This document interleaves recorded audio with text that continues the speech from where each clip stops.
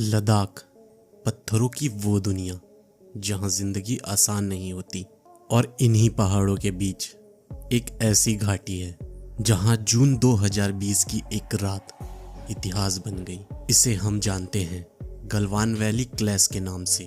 भारत और चीन, दो बड़े देश, लेकिन सीमा को लेकर मतभेद लंबे समय से चले आ रहे थे। 2020 में ये तनाव बढ़ता गया और गलवान घाटी इसका केंद्र बन गई। वजह थी सीमा के पास बनाई गई एक ऑपरेशनल पोस्ट। भारत ने इसे समझौते का उल्लंघन माना।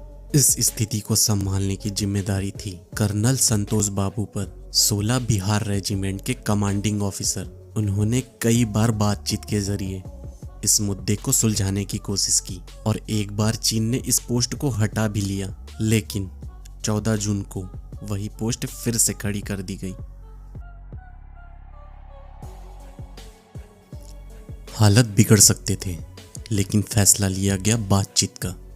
15 जून की शाम कर्नल संतोष बाबू करीब 40 जवानों के साथ उस पोस्ट की ओर बढ़े। उनका मकसद साफ था, बिना लड़ाई समस्या का हल। लेकिन वहां पहुंचकर कुछ अलग नजारा आया। पहले वाले सैनिक नहीं थे, नए चेहरे, नया व्यवहार। जैसे ही सवाल किया, एक धक्का और उसी पल सब कुछ बदल गया। मुक्के, पत्थर, धक्के और देखते ही देखते झड़प एक बड़ी लड़ाई में बदल गई।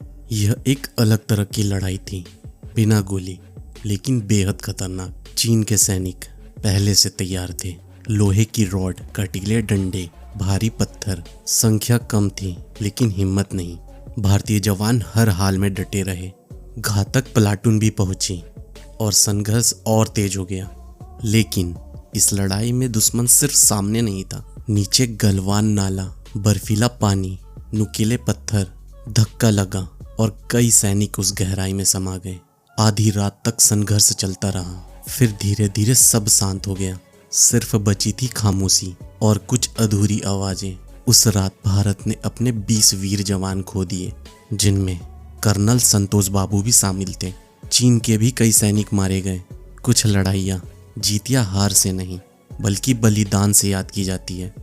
गलवान सिर्फ एक जगह नहीं, एक भावना है, एक याद जो हमेशा जिंदा रहेगी।